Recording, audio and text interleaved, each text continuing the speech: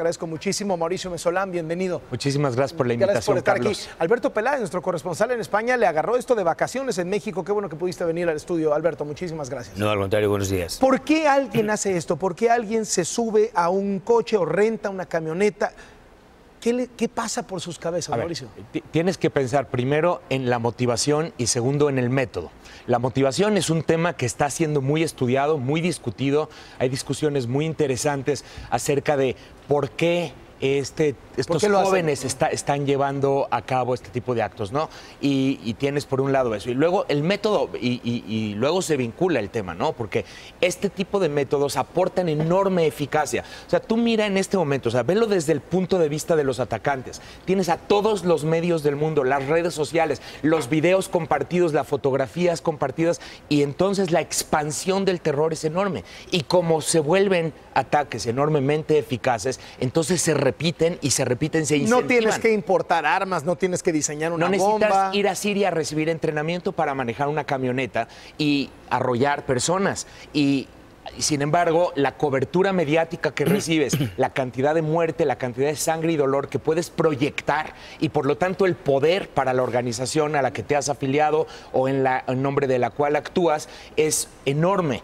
Y por lo tanto, ese incentivo va encadenando uno y otro. Alberto, hay dos teorías aquí. Hay quien dice, están marginados, son jóvenes, y tú lo retratabas en el reportaje, en lugares donde viven hacinados, en pobreza, sin empleo, abandonados por Occidente. Muchos de ellos, por ejemplo, recuerdo los ataques en París, franceses, ¿no? Musulmanes franceses, no necesitaban ni pasaporte, ni meterse ilegalmente al país, etcétera, etcétera. Y hay quien dice, recuerdo haber entrevistado a Salman Rushdie hace no poco, y yo le hablaba de esto, de cómo Occidente abandonaba a los musulmanes, los marginaba, y entonces él decía, no, a ver, hay muchos marginados, hay muchos pobres, y no se vuelven terroristas. O sea, estos son terroristas, estos son violentos, son inadaptados. ¿Dónde creen ustedes que está la razón? A ver, yo creo que son dos cosas. Por una parte es verdad que el cinturón de Barcelona y todo el levante español es la parte más rica y por lo tanto muchos musulmanes han ido a vivir ahí, se han asentado. Muchos de ellos en la zona del Raval, que es un costado donde ha sido el atentado, al lado de la Boquería, es un barrio muy pobre, muy depauperado y son personas efectivamente muy fácilmente captables porque su consistencia intelectual es muy poco sólida.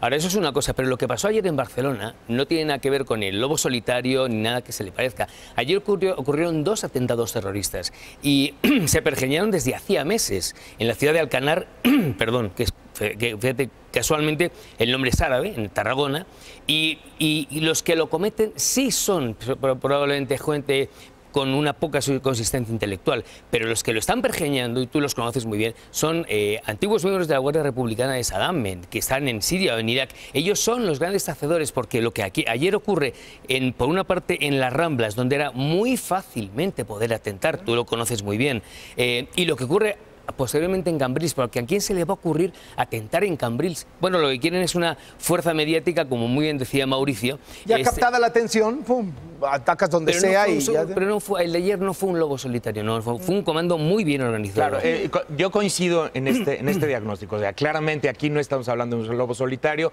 hay varias posibilidades. Obviamente la primera es que sea una célula que ya esté trabajando y que ya tenía algún grado de preparación. También existe una unidad virtual por parte de ISIS. Ese fue el caso de Nisa que tú venías relatando hace unos minutos.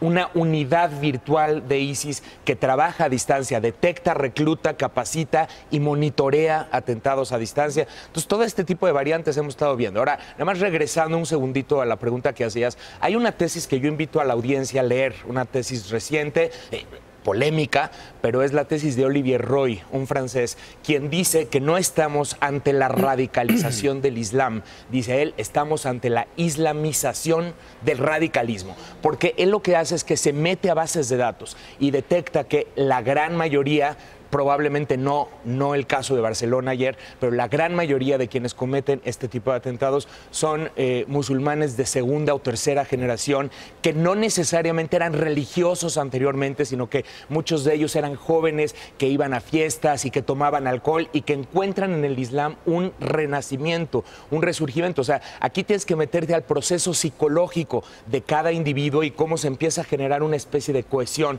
a partir de Internet y a partir de que encuentran en en ISIS y en la retórica de ISIS un sentido a su vida, ¿no? Ahora, ¿y qué papel deben de jugar los clérigos musulmanes, por ejemplo? Hay experiencias muy interesantes en Australia, en otras partes de Europa, incluso en Estados Unidos, donde las comunidades locales están teniendo intercambio con estos clérigos y logrando procesos de desradicalización, porque por ahí va un poco la cosa, ¿no? Desradicalizar y realmente reprochar cuando ocurren estas cosas, ¿no? Así es. Condenar, condenas inequívocas por parte de los imanes. Sí. El gobierno español, Alberto, ¿falló?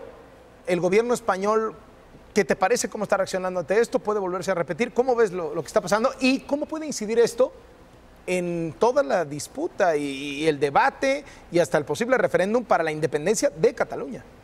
Bueno, son dos cosas distintas, yo creo. En primer lugar, yo creo que el gobierno español primero sabía esto. No era ajeno, ya lo sabía hace meses, se sabía hace bastantes meses que podía ser Barcelona, Madrid, Sevilla, cualquier ciudad importante. El Estado Islámico lo había advertido. Muchas veces. Ni siquiera le llama España, le llama Al-Ándalus, ¿no? O sea, como ellos fueron 800 años. España fue el califato, el gran califato, el Al-Ándalus. Ahí tenemos las grandes... Bueno, los moros expulsaron a los españoles. Desde Bin Laden está el discurso de Al-Ándalus. Desde el 700, en el año 722 entran los moros en la batalla de Guadalete y los reyes católicos los expulsan el 2 de enero de 1492 con la toma de Granada. Pero ellos dejan, bueno, gente tan importante como Avicenna, Averroes, y dejan todo un importante edificios que para ellos son fundamentales, la Alhambra de Granada, la Torre del Oro en Sevilla, la Mezquita de Córdoba, son que para ellos la recuperación del Al-Ándalus es algo intrínseco, algo Entonces propio. ya se veía venir y va a pasar. Pero el gobierno de Rajoy, como tú dices, yo creo que actuó de una manera muy tibia. Cuando han ocurrido los atentados en Francia, en París, el antiguo presidente François Hollande, horas más tarde decía, bueno, pues muy bien, ahora estos se van a enterar porque nosotros vamos también a golpearles en el target donde están, en lugares de Siria y Irak, donde están perfectamente localizados. Yo creo que España en estos momentos ya tiene un ejército lo suficientemente potente como para que, amparándose en la OTAN, bueno, pero además han peleado contra el terrorismo antes de ETA, ahora será ISIS, ¿no? Bueno, lo que pasa es que el terrorismo de ETA era un terrorismo más nuestro, más secular, más doméstico. Este es un terrorismo distinto, pero ya conocemos cómo es ese terrorismo.